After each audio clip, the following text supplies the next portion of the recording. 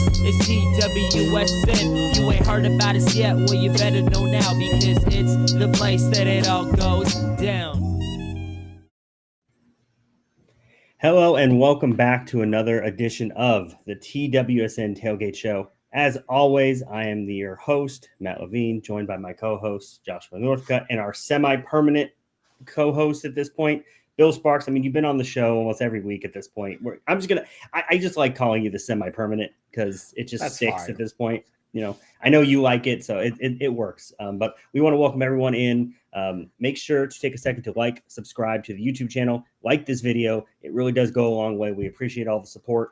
We're coming here every single week, Thursdays at 6 p.m. Eastern time, 3 p.m. Pacific time. So we're here every week talking college football.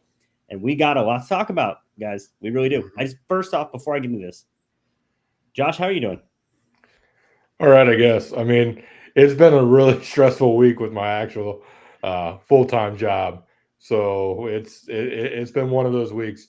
I did a 17-hour shift yesterday, if that tells you anything. Man. So, Bill, how you doing, buddy? Man, I'm doing great. Last week was very exciting. It was more exciting than I thought it was going to be. I thought there were just teams that were going to just out and out wax the other ones, and it got exciting from the opening bell to the closing whistle. I think the most surprising thing, we did not have a head coach fired last week. Now, I was going to bring that up. That was the big news. We, for the first time in for a month, basically, we did not have a head coach of a big-time program even fired. So it remains the same where we're at. But you know what else remains the same, Bill? You know what else remains the same?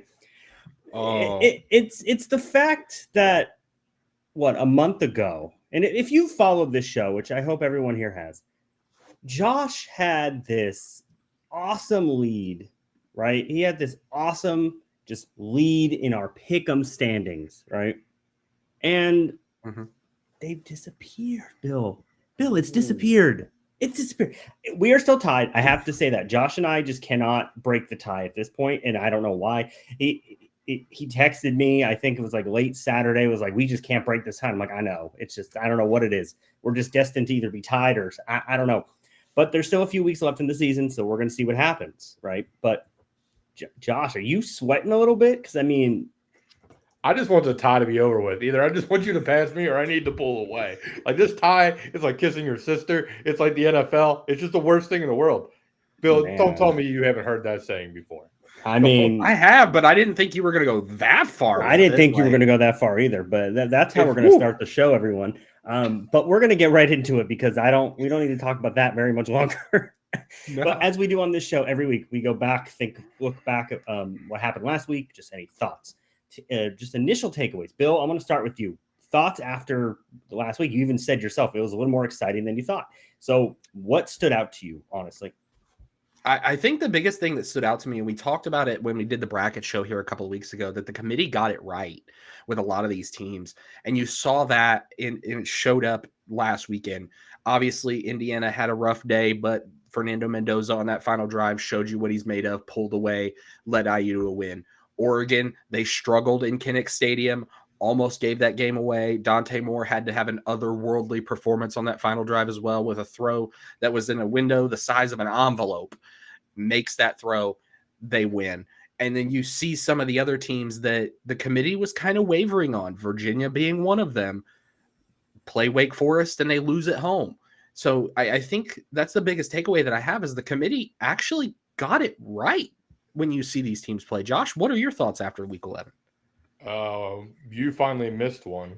I will say that. Georgia's offense showed up for a week, but there's an asterisk. It was Mississippi State's defense. We'll see how that all works out this week when they play Texas, as we'll talk about a little bit later on. But I think my biggest takeaway was Texas Tech needs to slow down a little bit on the hype train. Yes, they blew out a BYU team, but they're not up there with these top four teams. I don't think they're on the level of the top four. But are we concerned at all about what went down with Indiana? Or does everybody feel the way I do? Everybody's had that iffy week outside maybe Ohio State. Because week one, I'm putting an asterisk on that. That didn't count, saying everything else. But besides OSU basically blowing out everybody except for Penn State in the first half, A&M had their struggle games. Alabama's had their struggle games. They've lost a game to Florida State. Again, week 1, though, asterisk. Yeah. Georgia had their bad games. Maybe this was just Indiana's bad game. That's just, you know what I mean? It's more of a bad game than making me take away from them saying they're the closest team to Ohio State, I guess I should say. Would you even say it was a bad game, though? I mean, they were on the road. It's hard. I don't care who the opponent is. It is hard to win on the road in college football. It doesn't matter. And look, I know Penn State is not the team that we all expected, or at least I expected them to be, right? They don't have Drew Aller. They obviously fired James Franklin. That's still a prideful program. They're still going to get up to play the number 2 team in the country in their building. Their fans are still going to show up. They're going to be loud. Indiana proved to me they are a championship level team because we see this all the time. Teams have to, if you go on the road and you find ways to win, the best teams find ways to win. I don't care if it's pretty. Sometimes it's not going to be pretty. In the playoff, it might not be pretty, but if you win, you win. And at this point in the season, what Indiana needs to do is just stay alive, stay undefeated. Do not lose games. You cannot lose to a Penn State. They found a way to beat Penn State on the road. I don't think it was a bad game. If you want to say, man, maybe they should have won by a little bit more, okay, that's fair. But, I mean, every team goes through ups and downs. They might have been overlooking them a little bit for all you know. I mean, you're number 2 in the country. You're facing a depleted team. It's human nature. It happens. As long as they didn't lose, and they didn't, and that's really where I stand. Yeah, no, I'm with you guys. I think we also have to understand, even though Penn State is depleted, going into that game, 4 of their 5 losses were by single scores. So this is a team that was in every single game that they played this year. And that includes Oregon. That includes other teams. And even Ohio State, they had them for a half. So this wasn't like playing the University of Penn. This is still Penn State in Happy Valley. That's what you're still looking at here. So I'm with you. I think you have to take it into account that, hey, it should have been a little bit of a wider margin than what it should have. But the end result is the same. They got the W, and it's on to next week. Exactly. I'm not concerned. I think they'll be fine. One thing I've been thinking about, and we can talk about this in a minute, but Vanderbilt is still very much alive, very much alive in this playoff race. And we'll talk about that when we break down the bracket here in a minute and just some of the rankings that came out. But if you look at the schedule, the way they're lining up, Vanderbilt is very much alive. I know, obviously, they were your fraud a week or so ago, Bill, but I don't think we can fully count them out just yet. At least in my opinion, I don't see it. I think the committee has kept them hovering and looking right on the outside looking in. And one loss here, one loss there, Vanderbilt gets pushed right in my opinion. I could see it. I could see it. No argument. I still think they're a fraud. I do, because you look at some of the games and how they won. It's not sustainable in the college football playoff race. I think they can get in. I think there's a serious conversation for them to be the 10 or the 11 seed. How far they'll go, that is a whole different ballgame. Yeah, I mean, that's the question. But hey, look, if you're Vanderbilt and you just get in, I don't want to make it sound like they're playing with house money if they get into the playoff, right? Because you want to win. You want to win the championship. But for a program like Vanderbilt, where they've been, the way they've had to overcome and just build themselves up, if you get into the playoff, that's awesome. That helps recruitment down the line. That helps NIL money, helps everything. So Vandy still has everything in front of them, but we can talk more about that down the line. One thing I do want to talk about, guys, some of these head coaching rumors, because no one was fired, but there's still rumors going around, right? There are rumors everywhere right now. James Franklin with Virginia Tech. We got Louisville trying to extend Jeff Brom. Bill, what do you make of these? Are there any here that you have seen that you want to discuss? Because they're flying around right now. They are, and obviously there's other ones out there. There's Eli Drinkwitz to Penn State, the James Franklin, Virginia Tech, like you talked about. But I'm going to throw one out there, and people can call me crazy all they like, but you have a guy who has coached some pretty good offensive football. He's shown he can develop a quarterback from the ground up. He has ties to the area for the place he wants to coach.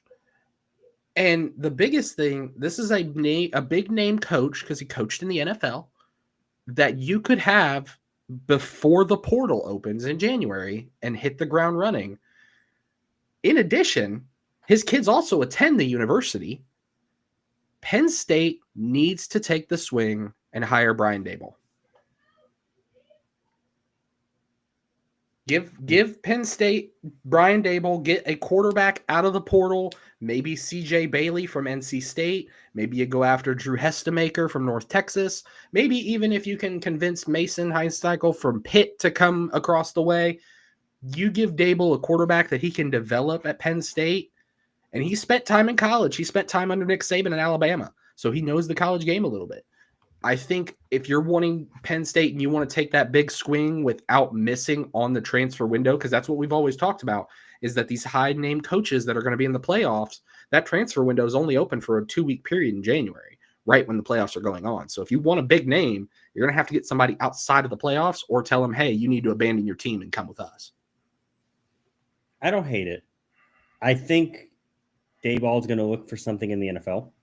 Maybe not a head coaching gig, but something. I don't know if he goes to the college route just yet, but I don't hate it. If you're Penn State, why not? I mean, look, yes, his tenure with the Giants kind of ended poorly, right? But for a minute there, he was looking pretty damn good. He had Daniel Jones. Granted, Daniel Jones is balling out right now with the Colts, but in New York, I'm just talking about with the Giants, he had Daniel Jones looking really, really good for at least a year. Mm-hmm. That's not easy to do. We all know what Daniel Jones is and what he might be. I still am not sold on him as a quarterback, but he had him balling. The Giants went to the playoffs, in 2021, I think it was. Mm-hmm. Yeah, it was 2020, 2021, 2022 season. Yeah, around that time. So, sure, he saw some success. And if you could go back to college, find success, become the face of this Penn State program, to lead them forward and find success, I mean, you're gonna be beloved there, basically. James Franklin couldn't do it. He was there a long time, couldn't get over the hump. I think Dayball could do it. I don't hate it. I really don't. And there's not, we've talked about this is a pretty thin pool of candidates at this point for so many big time programs being open. Yeah, no, I agree. Josh, what are your thoughts on it? I saw, I think it was earlier this week, they had a photo of him outside in a Penn State hoodie, and everybody's like, could that be his next stop? But it has been a little bit since he's been away from the college game. What, about 8 years? I'm looking at right now his biography. 2017 was when he was the OC and quarterback coach at Alabama. But I don't hate it, because that's one of those swings that is kind of out there, but he's a good coach. When Matt said he'll end up on his feet somewhere, I've already basically decided, and I think everybody in Buffalo decided, it's going to be when Joe Brady walks out the door. He's an offensive coordinator again in Buffalo if he wants the job, if not head coach. But this is college football, so we'll stick to that line. I will say I don't like the Drinkowitz to Penn State. It just doesn't have a fit to me. I kind of lean with Matt. I think he needs to stay over more in either Missouri or maybe an Arkansas type job, just somewhere in the SEC where he can put up a lot of points and maybe be able to recruit a defense here or there. But what did y'all think of his comment about it's not all about the playoffs? Did y'all see that at all? Where he's like, we may win another 10 games. It'll be 3 years in a row. Only 12 teams make it. Does that mean 117 failed? I'm kind of iffy on that comment, because I don't want to say it's a failure of a season, especially with losing your starter and backup quarterback. You're now down to a true freshman who you thought you were going to be able to redshirt. But when you play in the SEC, it's about one thing. It's about championships. Yeah. Even if you're at Missouri. Yep. No, I agree fully. I think if you're talking about even the lower end of the SEC, like Mississippi State, yeah, that's a team you can say, 10 wins and we're happy, right? The bowl eligibility is fine with us. But when you're getting up in these upper echelons, the Missouris, the Vanderbilts, like we've talked about, the Alabamas, even the LSUs, 10 wins gets you fired. Ask James Franklin. Ask James Franklin. You want to go to Penn State? Brian Kelly. 10 wins is enough to keep your job? No, it's not. No, it's not at a school like Penn State. No, if you want to have that mindset, I appreciate it, but that's a G5 mindset. That's not an SEC mindset. Yeah, it was a little weird of a comment. And if I'm a Missouri fan, I don't know how I feel about it. I think he ends up staying at Missouri, or at least he should. Mm-hmm. He's built something there that they haven't seen in a long time. I don't see him really doing well at Penn State, because Penn State comes with championship expectations. Missouri does not have championship expectations year in, year out. Within 2 years, if he doesn't do at least get them to the playoff and maybe win a playoff game or two, he's probably gone. And then you left the program you built basically 10 win seasons. Stay at Missouri, dude. Just stay at Missouri. Keep going. Maybe you'll break through 1 year. That's really what you got to hope for with Missouri. James Franklin probably going to Virginia Tech at this point, but I'm a little curious. It hasn't happened yet. It's a little weird. And I think it has to do with the Auburn job. I think Franklin wants to land at Virginia Tech because Josh and I have talked about at length. Virginia Tech is just a different place to play when everything is rocking in Blacksburg. But also when you have Auburn that wants to take a big swing on somebody to get back up there with the Alabamas of the world in the SEC, they're going to throw the bag at James Franklin. And I think James Franklin is saying, okay, well, I'll take this Auburn offer, Virginia Tech, unless you throw a few more zeros on that contract. And I think he's doing it smart. Like you talked about, Matt, there's not a deep pool here. So you can afford to be selective. It's why I think Lane Kiffin, if he takes another job, he's going to have his pick of the litter and say, I want the keys to X city before I even think about leaving Oxford. Speaking of Lane Kiffin, I know we're going to move on in a second. I just have a question for you guys. Mm-hmm. Right now, in your gut, does Lane Kiffin stay at Ole Miss or does he take another job? And if so, what job is he taking? Because it's gone dead quiet on Lane Kiffin over the last 2 weeks. I think he stays at Ole Miss. I just think Ole Miss might make a run too deep into the playoffs that teams aren't going to be able to wait. You don't think he'd leave Ole Miss before Brian Kelly? No. I think he leaves for one job that is not yet open, and it's on the West Coast. USC? Go back to USC. If Lincoln Riley leaves USC by hook or by crook, Lane will do everything he can to get out of Oxford and redeem himself in front of those USC Trojans. It's his ego. Yeah. Do you? I mean, I don't want to keep going down this path. Do you think Lincoln Riley's leaving? Because that's been a hot topic of late too. I mean, it's the buzz around Lincoln Riley. Don't sleep on him. He might, who knows? I mean, USC's about to could make the playoff, but Lincoln Riley, I mean, if he gets something else, he might leave. I think if he gets enough from one of these higher profile jobs, and again, it's more of a coaching carousel spinning. If Clemson comes open, Lincoln Riley's gone. I say he's a Clemson guy. I'd agree. I'm still not taking him off the LSU market because they wanted him. He was their top target. I don't like the fit. He was their top target though. 4 years ago, whenever Brian Kelly got hired. Brian Kelly was like the fourth option for them. They wanted Lincoln. Lincoln Riley was number one. They made an aggressive push to get him. He said no. So maybe he goes back. Who knows? It's going to be an interesting cycle. At least we don't have to talk about someone getting fired for 1 week. That's the beauty of this. No one lost their job for at least a week in college football as head coaching. So I'm happy about that. But let's move on. We want to talk about the Heisman podium like we do every week, right? I don't really think it's changed much, me personally. It's Ty Simpson, it's Fernando Mendoza. You could throw in Julian Sayin. What do you guys think? Who? I mean, I'm pretty sure everybody except me, I think, put Mendoza as number one. I put Mendoza at number two. I just think Ty Simpson looked better in the last week or so. Liam's also got Sayin at number one. Okay, so I just think Mendoza's looked a little shaky the last week or so, and I think Simpson's kind of stayed the course. And being in the SEC, I just think, for me, just boosts a little bit, just a little advantage, just balling out in the SEC. Where are you guys at with this right now? Yeah. You go ahead, Josh. I just think Mendoza had that moment, and he's the only one right now to have that moment so far. So I still keep him at the top of it with that comeback. And by the way, what a catch that was. Yeah, absolutely. Just a dynamic catch.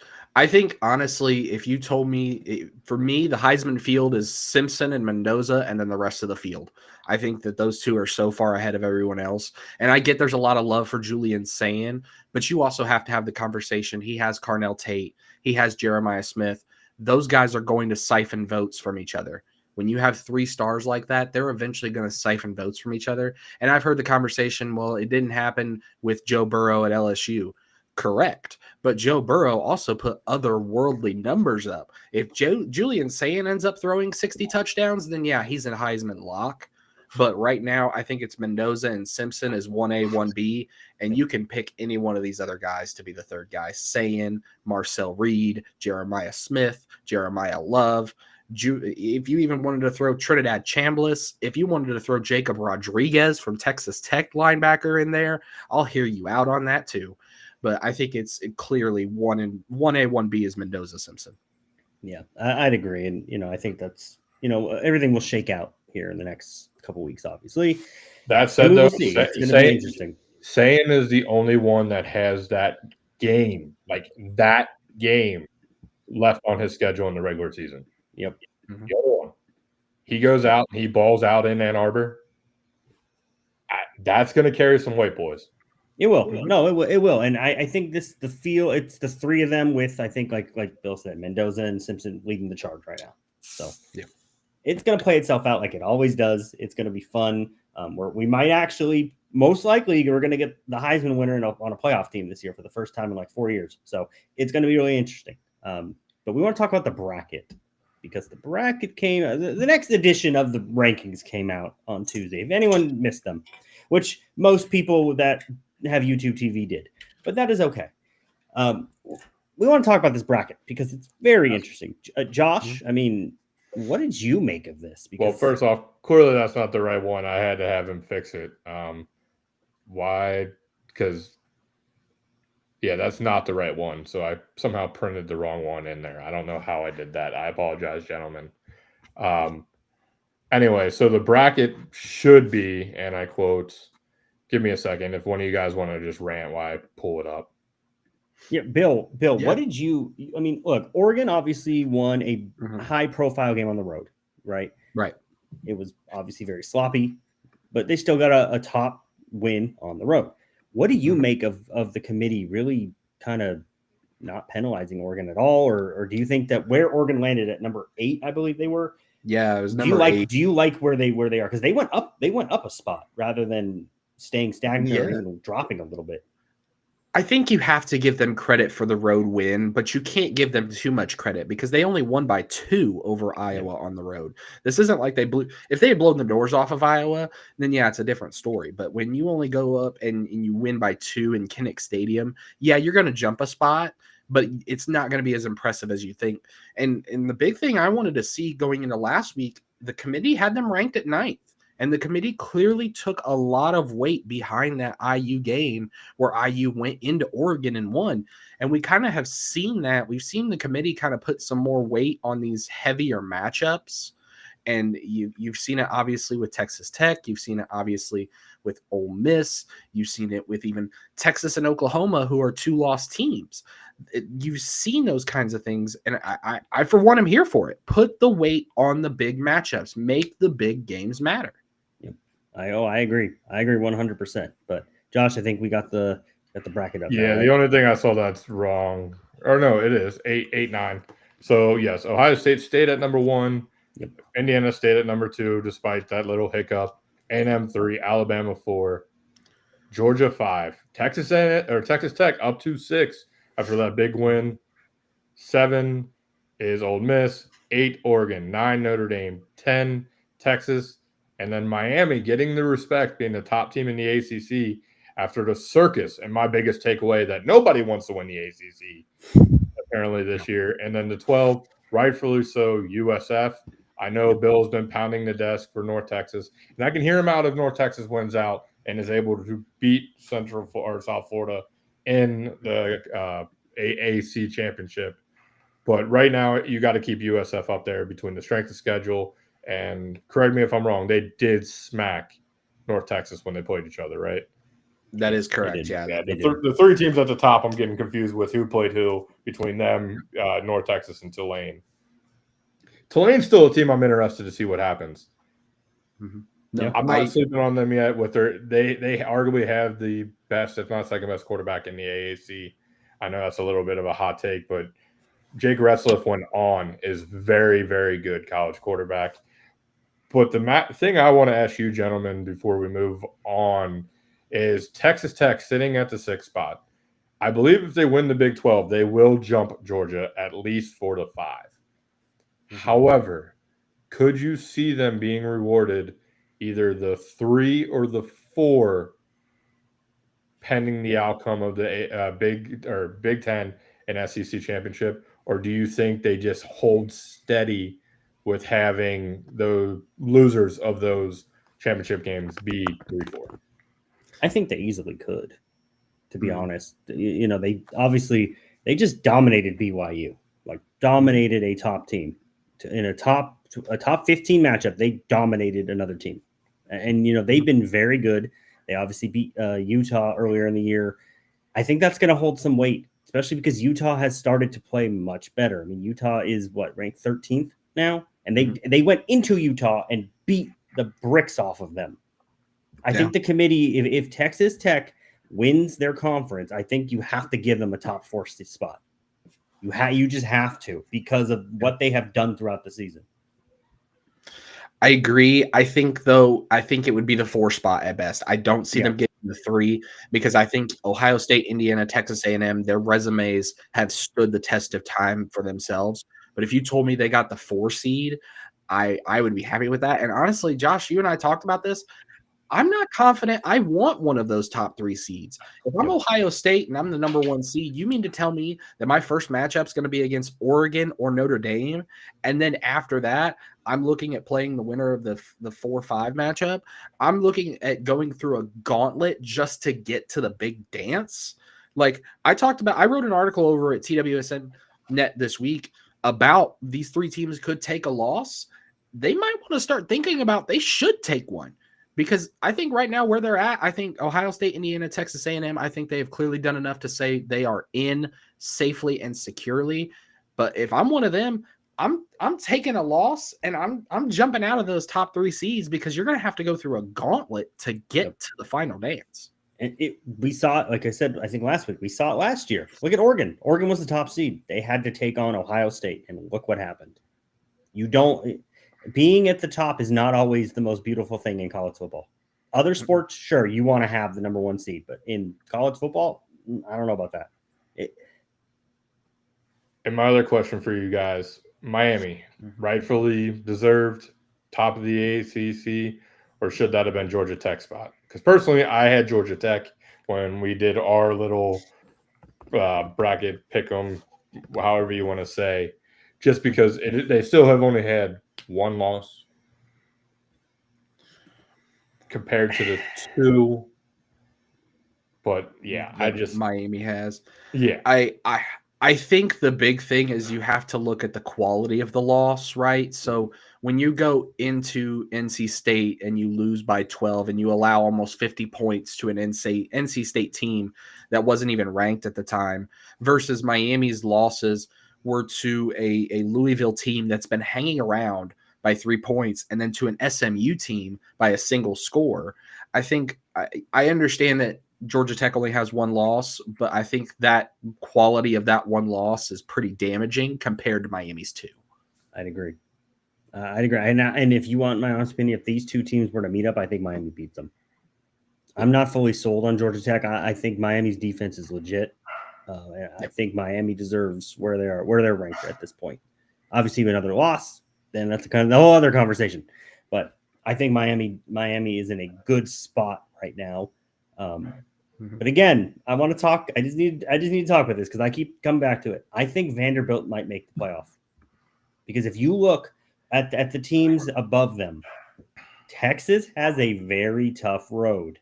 They have to play Georgia. They have to play Texas A&M. That's one. If they lose one of those 2 games, they're probably out. Let's be real. Yep. And realistically, are they going to win both of those? I'm not entirely sure. That's one team that goes down. If Vanderbilt wins out, I think you have to put Vanderbilt towards the back end of the bracket because they would be going on the road to play Tennessee. They would beat, obviously, if they went out, they beat Tennessee. And then their 2 losses are Alabama and Texas? Texas. Yeah, Texas. Yep. So, but a 2-loss Vanderbilt team is going to outweigh a 3-loss Texas team, even with the head-to-head. don't sleep on Vandy. I think Vandy gets in. I really do, because I really believe Vandy's going to run the table here. And I just cannot see Texas winning the next 3 games. Yeah. I think it's going to come down to Vandy versus Utah. Yeah. And I think it's going to be a conversation of SEC versus Big 12. I see it because here's the thing. Vanderbilt's worst fear is that Texas takes another loss, because that devalues one of their losses they already have. Yeah. So but they kind of need them to lose at the same time. It's like a catch-22 for Vanderbilt. Exactly. They're stuck between a rock and a hard place with no real way to save their resume. That's why I said after that Texas loss, that was probably the absolute worst loss you could have taken on your schedule, because now you need their help to get in by losing ahead of you. But when they do, that's going to damage your resume. And I think that's what the committee is going to say, okay, well, we have Vanderbilt here whose losses are to Alabama and Texas, but then we have Utah whose losses are to Texas Tech and BYU, who by that point, BYU could still be hanging around that top 12, 13, or 14. That's the team I'm about to bring up, because you mentioned Vandy. If BYU wins out the rest of the year, which is a possibility, they are going to have to come to Cincinnati next week, who is now back in the top 25 for those at home. Liam, protect your hair.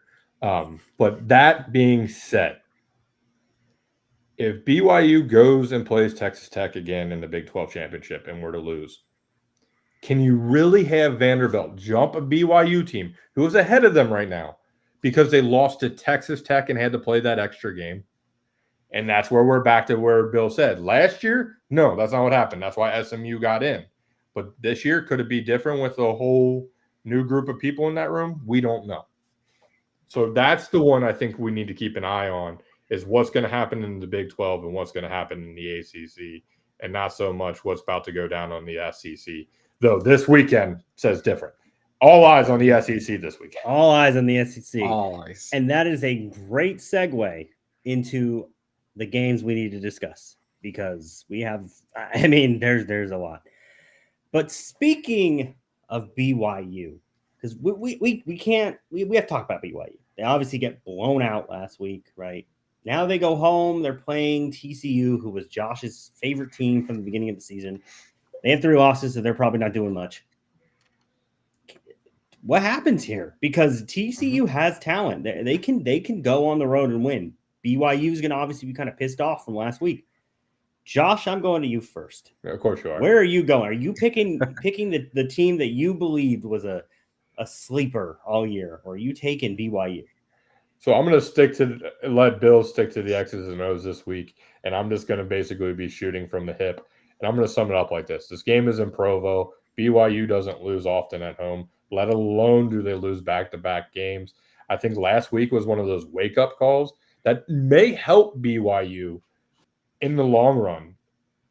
Sometimes that loss can motivate you. Case in point, last year, Ohio State went on the run after that Michigan loss.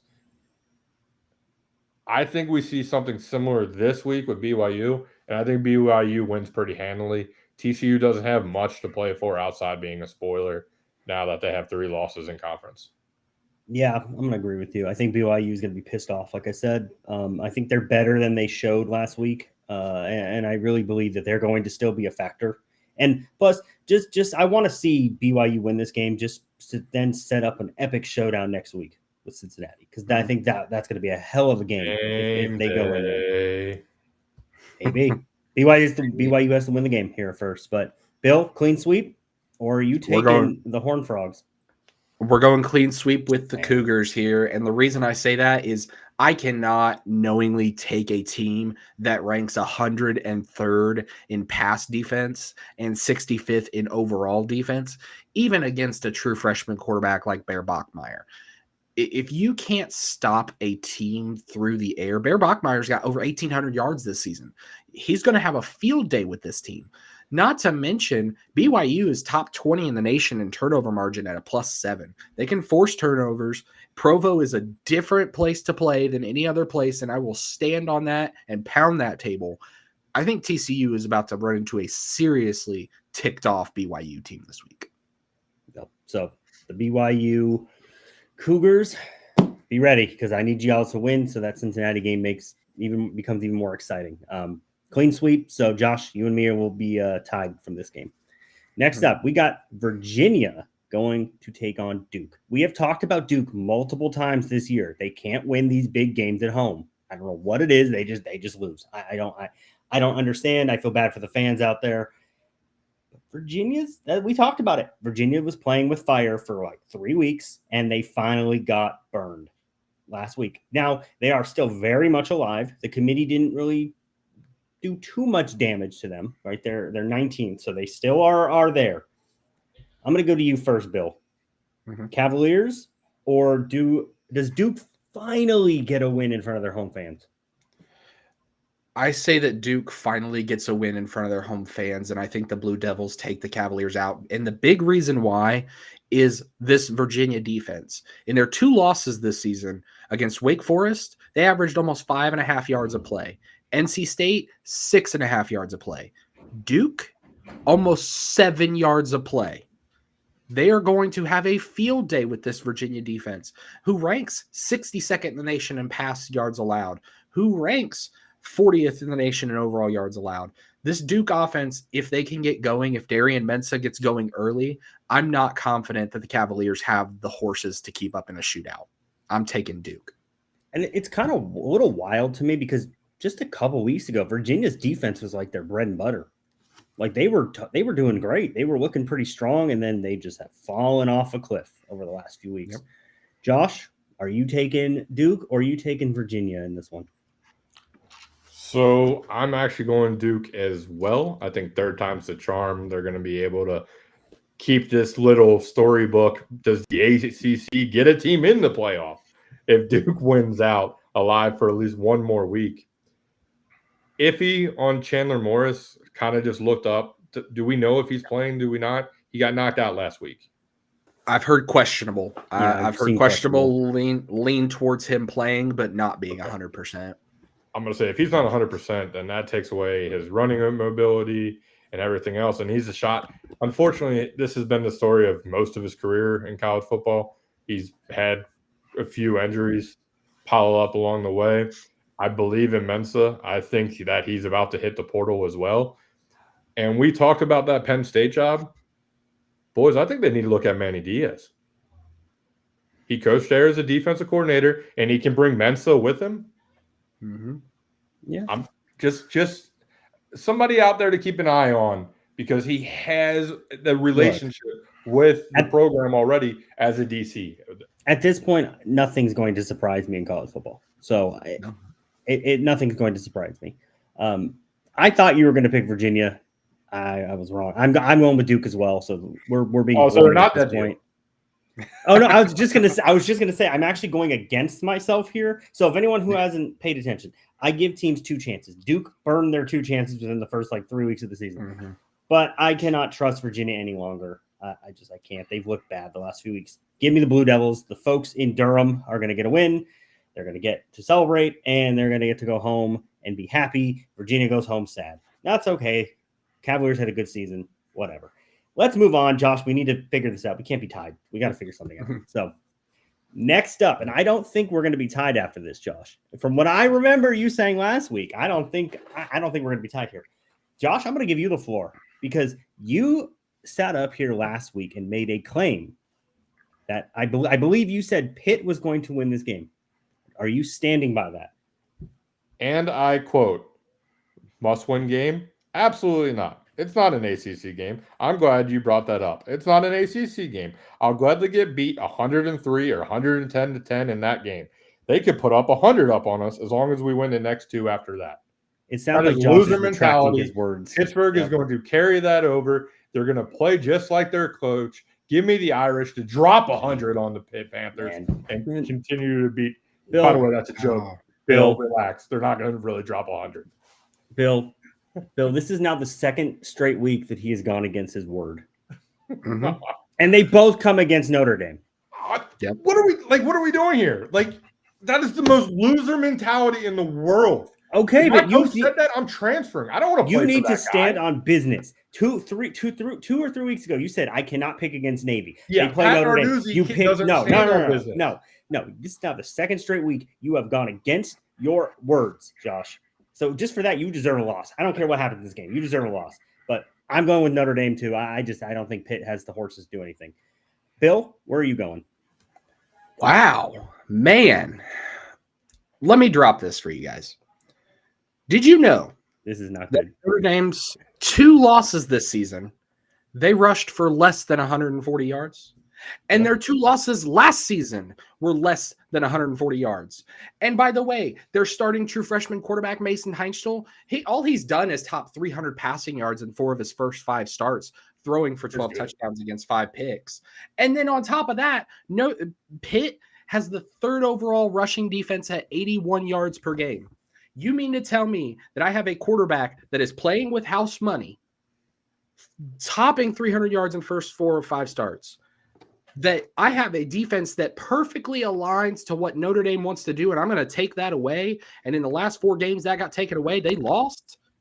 Boys, there's a reason it's in game day in Pitt, because Panthers are knocking Notre Dame out of the bracket. Give me the Panthers. Wow. It's all right. See, Bill misses one a week. We just He figured out does. which No, one I'm it not. is. I'm not too worried. I think Notre Dame will win this. I really just thought Josh was going to go with Pitt. So No, I swear, Matt, I swear on my life, I was up there until I saw that quote. I'm transferring. I am not playing for that guy. That is loser mentality. This is Notre Dame you're talking about. Hell, you could get an at-large bid. You knock off Notre Dame. I mean, You're but not honestly, though, guaranteed an ACC spot. if Pitt were to win this game, right? Let's say Pitt actually wins the game. Bill knows ball. He's right. They still got Georgia Tech and they got Miami. So it's a very tough schedule for them. So, But this game could easily push them to be closer to a playoff spot because the committee loves Notre Dame. We've talked about it. They absolutely love Notre Dame. So if you beat Notre Dame, you are now like the golden child in their eyes. I don't understand his comments either. It's just weird. I think Notre Dame's going to go in there and beat the bricks off of them. I really do. I don't know the whole layout of all the tiebreakers with the ACC thing. If they win their next 2 ACC games, are they automatically in? All that, it really doesn't matter. But it's just the fact that like you beat Notre Dame, that's going to put you up there in that 15-16 slot, and you're going to be playing Miami and playing Georgia Tech ahead of you, to the point where if you don't get into that ACC championship game, that Notre Dame game is going to be what gets you up to the point to be able to get the at-large bid and maybe be that team number 10.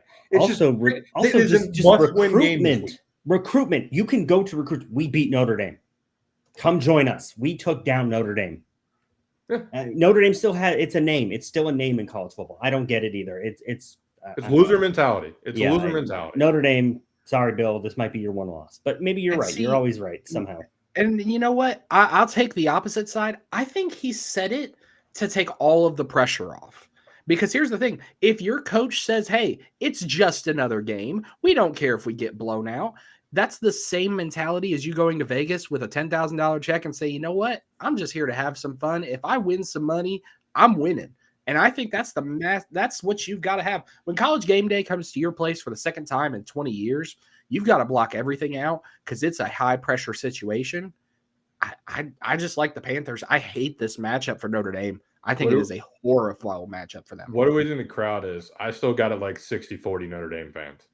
Yeah, probably. Notre Dame fans travel like crazy, so I think they're going to take it. But, it's going to be a good game. Regardless, I think it's going to be a good game. We will see. I hope me and Josh are right, just so we can knock Bill down a peg for a second here. But we're going to move on. We got Oklahoma still alive. Oklahoma is still alive. That's Josh. You want to talk about darlings for Josh? Every darling Josh has had has died. Iowa State died. TCU died. Oklahoma is on life support at this point, and they're going up against the big, bad Crimson Tide.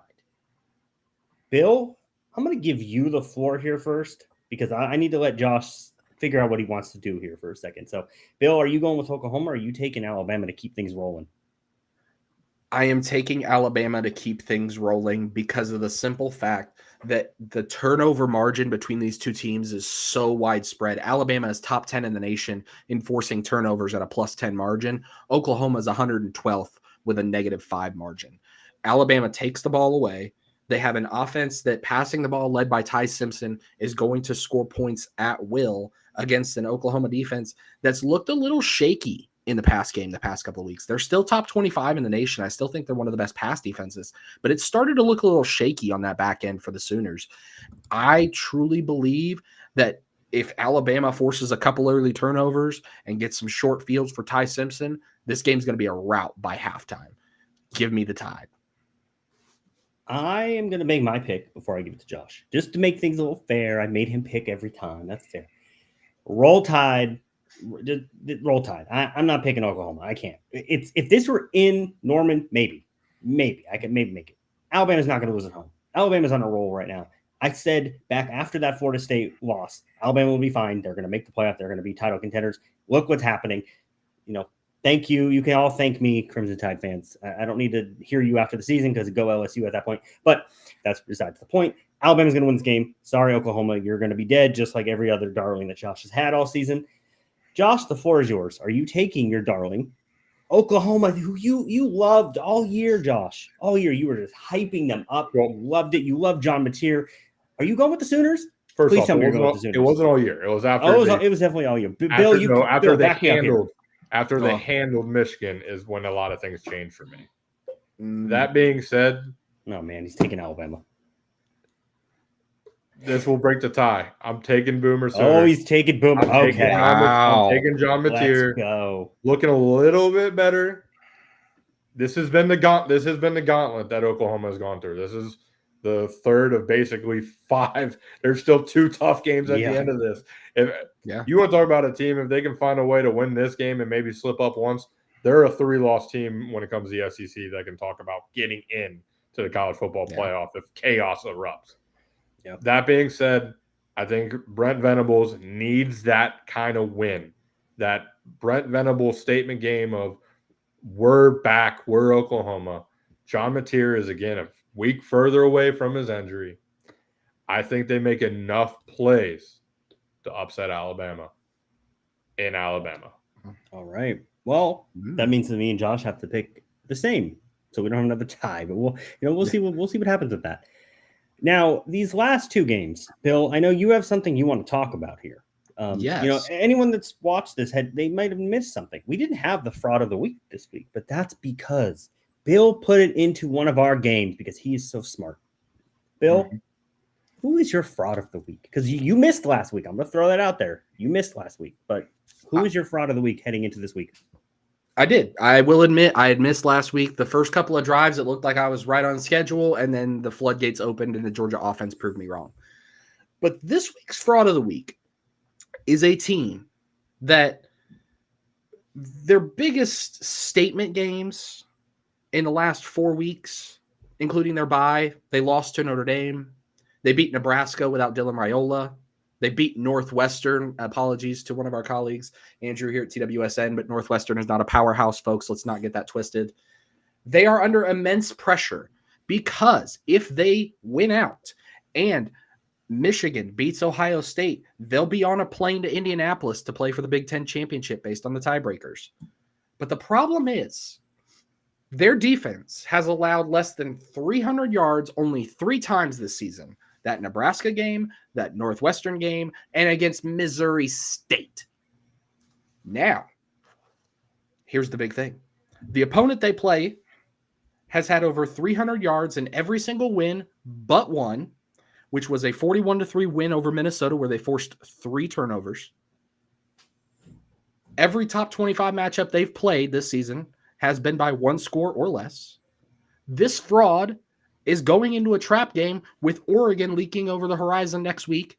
And by the way, I come with the weather forecast because I'm the new weatherman here to WSN. Kickoff, we have a 100% chance of rain, 1 to 2 inches of rain at kickoff with a high of 64. Classic Iowa weather. Ladies and gentlemen, this week's fraud of the week is the USC Trojans. Give me the Hawkeyes to go coast to coast and knock the Trojans right out of the playoffs. As someone who lives in Southern California, I can tell you storm clouds are already starting to form here. It's rare, but we get them. I know it's shocking. Sunny weather. It's not going to be sunny this weekend. At the Coliseum, it is not going to be sunny. It's going to be pouring rain. It's supposed to pour all weekend out in Southern California. Josh, I'm going to give you the floor first because I picked last time. Are you taking the Hawkeyes? Or are you taking Chargers? Because I remember you and I went against Bill last week with the Hawkeyes, and we were right. Yeah. Are Correct, you going were against right. Bill again? I was a little wrong though. I thought it'd be a blowout. Win is a win. But Win is a win. last I checked, this game is not in Kinnick Stadium. It's not in Iowa City. Give me the Trojans. Yeah, simple as that. That's It's kind of the magic is on. By the way, that magic that we all talk about, I couldn't believe the stat. They haven't won a top 25 game at home since 2021, I believe it said, or maybe it was a top 10 game. So Top that 10, magic isn't exactly what I thought it was in my brain, but maybe it's just they always keep games so close that happens.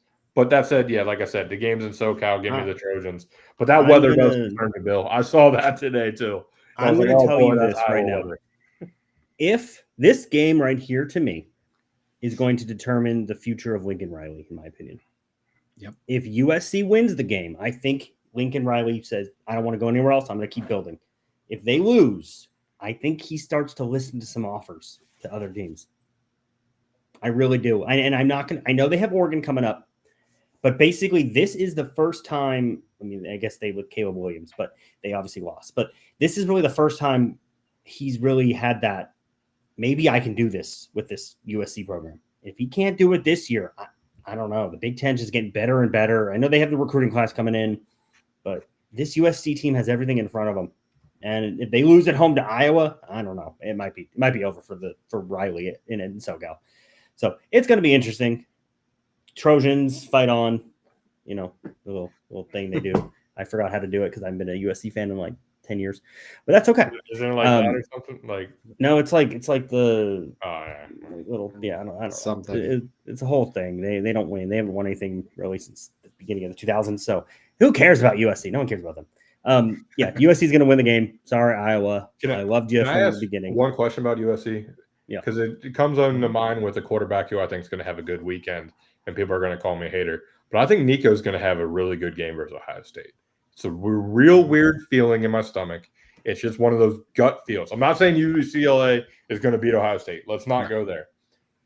But could Nico stay in LA and just transfer to USC? Because tell me he's not a Lincoln Riley quarterback the way he's been playing. Maybe. I don't know. I mean, here's the thing. We can't discount anything because USC stole the defensive coordinator from UCLA like 2 years ago. Maybe. But I don't see it. I think Lincoln Riley is going to want someone else. I think he's too inconsistent. Riley likes those explosive quarterbacks who literally do everything every single week. I'm like kind of looking around and trying to see what's everywhere. Me and Bill have talked about it plenty of time. I think Childs is going to stay at Michigan State because I think there's going to be a coach coming to save him, and he fits that system perfectly. I think Sellers is going somewhere down in Florida. Lagway is probably going home to Texas. And I just started picturing everything around. Nico makes sense. Or maybe Williams from Washington. That's what I was going to say. I was going to say Damon Williams on the West Coast because that is a Lincoln Riley quarterback. Yeah. But I talked about it in the open. I think this is the game. This is one of the reasons I picked the Hawkeyes and kind of led with it a little bit. I think this is the game, like you just talked about, Matt, that this shows that he can't get over the hump at USC, and those boosters start talking a little louder of, if it didn't work for Brian Kelly in LSU or Billy Napier in Florida or James Franklin in Penn State, how can we expect it to work here with Lincoln Riley on the West Coast? Especially with how strong Ohio State looks, and they're going to look. I mean, they're building something out there. I mean, Michigan's no slouch. I know USC beat them. I mean, Penn State's probably going to start building back up. Indiana is obviously very strong. You're going to have to look down the line in the Big Ten and be like, can we win in this conference realistically? Mm-hmm. So I think I hate to say that this game is everything because it's not, but it's a lot because they keep their season alive and they set up what could be a really special showdown in Oregon next week. And if he wins that game, man, USC, you could claim USC might be back at that point. Mm-hmm. But they have to get through Iowa. I think they will. We will see. We have one more game for everybody to talk about here. And this is probably the biggest game of the weekend. We don't have the little graphic. That's okay. But we have Texas taking on Georgia in what might be a make or break game. Well, that might be. It's the make or break game for the Texas Longhorns at this point, because it is also a statement game for the Texas Longhorns. They've been playing much better. Arch Manning's been playing much better. If they win this game, things get very, very interesting out in the SEC, but just the bracket, the playoff bracket. Josh, I'm going to go to you first, because you and Bill both were down on Texas all year long, right? But you made the claim at the beginning of the season they were not make the playoffs. Are you sticking with that? And with that, that means Georgia obviously would win the game. Are you taking Georgia, or are you taking Arch to redeem himself and win and somehow go in there and win this game? I think Texas ends up winning this game. In the beginning of the year, I was all on the Dogs at home. They've already suffered that loss. But Arch looks different since getting that injury. And now, mind you, yes, it is Mississippi State and it is Vanderbilt. But last week in that, or I guess now 2 weeks ago in that Vanderbilt game, he only ran the ball one time. He did his damage through the air. We've seen Georgia prone to the pass game. Texas is a little bit healthier. They had a week to prepare. I think Sark's going to have some things up his sleeve, and I think Texas wins with a late field goal. So give me the Horns to keep their season alive. And boy, oh boy, that Texas A&M game gets really fun in 2 weeks. Bill, I think I know where you're going with this. I'm pretty sure, but where are you going? Are you going with Josh and taking the road team? Or are you going to take Georgia? I know you were a little down on Georgia, but where are you going with this? I was a little down on Georgia last week. I was, because you looked at it, that offense just didn't look like it was going to produce. And in the first quarter, it didn't. They were down 7-3 to Mississippi State before Georgia turned it on and scored 21. But here's the thing, and this is the big thing, that when you look at it, the Longhorns have been absolutely dominant when it comes to getting to the quarterback, averaging 3.7 sacks a game and 34 sacks overall. You throw that in with Arch Manning and what he's been able to do over the last 2 games, 674 yards, 6 touchdowns, 1 interception. Couple that with a Georgia team that's 87th in the nation with a -2 turnover margin to Texas, a +8 turnover margin. Give me the Horns on the road. Texas and Arch Manning goes into Georgia and says, hey, you guys were on my recruiting cycle the last couple of years. Let me show you how good I really am and why I signed with Texas. So you both are wrong. Both are wrong. I'm sorry. You both are wrong. Texas got beat very easily. Granted, 2 different teams, but very easily at home last year against Georgia. Kirby Smart knows how to scheme against Steve Sarkisian. We've seen it. We've seen it. He owns Steve Sarkisian. This game is not in Texas. This game is in Athens. You know how hard it is to win in Athens. It is very damn hard to win in Athens. Arch Manning has looked good. The defense has looked a little bit better. They've gotten the running game going. Cool. I don't care. Go Dogs. The Dogs will reign supreme. Georgia is going to knock Texas out of the playoff. And your guys' predictions are going to come true on the prediction that you made this week that they would win. And I'm going to have a double win over both of you. I was thinking about Georgia because this should be mentioned. Texas has not played well on the road this year. They only scored 7 points versus that Buckeyes defense in Columbus. They lost in the Swamp, and it took a miracle comeback to beat Mississippi State at Mississippi State. And correct me if I'm wrong, the Kentucky game was also at Kentucky, and they looked really bad there also. They won by 3, I think. That's what I'm saying. They looked really bad there also. Yep. They have not been a good road team all year. And all who has been a good home team? All signs say they haven't been home enough. I'm going to say, but Georgia's been a great home team. Correct. Yeah. Since Kirby's been there. Yeah.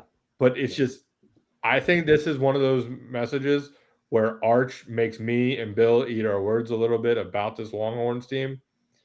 And like I said, I cannot wait, if it does happen, for that Texas A&M game in 2 weeks. Yeah. No, it's this game sets up a lot.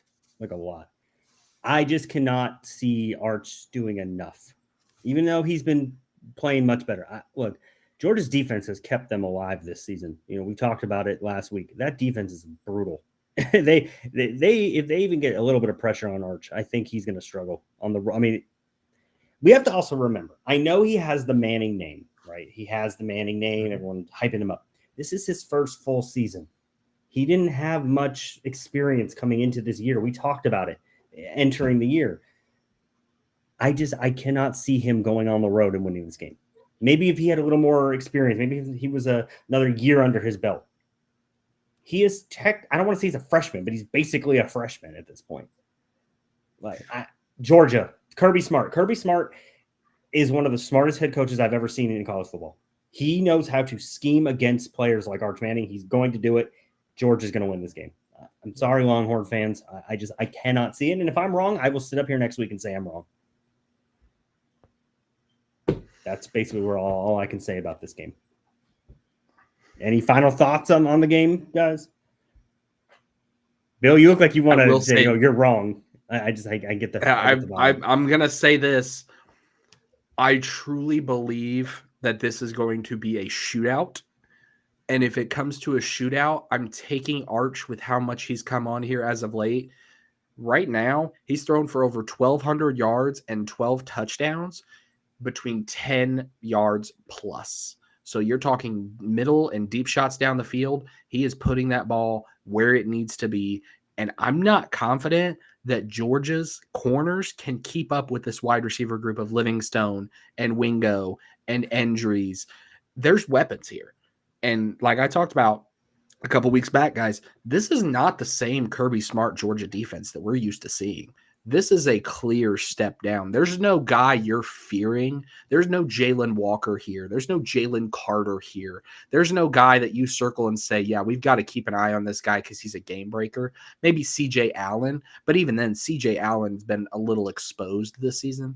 This isn't the same Georgia defense. I think if they slip up, it's going to be here to Texas. Yeah, and look, there's a case to be made either way, right? Mm-hmm. But something has to break, Josh. Something has to break here. We can't. No, but that's the problem. We only disagreed on 2 games. So guess what's going to happen again, Matt? We're going to tie. I know. Well, maybe not. We'll see. Maybe one of us will take a two game lead over the other one. But that's the beauty of college football. There's always another week until there isn't. So, anything else you guys want to talk about before we get out of here? It's going to be a fun weekend of football. We have a lot to dissect after this week, and then we're 3 weeks away from the conference games and then the playoff being set. So yeah, the only thing I was going to throw out there is NC State could do it again and throw a complete wrench in this ACC party. They're not at home this time, but they're going down to Miami. And me and Bill have talked about it, and I've been pounding the desk that if for some reason they can't get Sellers, they need to look to bring CJ Bailey home. CJ Bailey in front of his hometown crowd against his childhood favorite team. Tell me that's not a little bit extra motivated? Don't sleep on the Wolfpack going down there in Miami.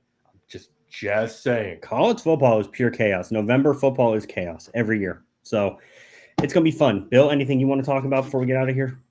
I think the one thing I want to talk about is do not be shocked if you see Ole Miss blow the doors off the Gators, and not because they're better, because Lane Kiffin is going to use that as a stepping stone to go to Florida and say, hey, I rocked your team by 40. You need me.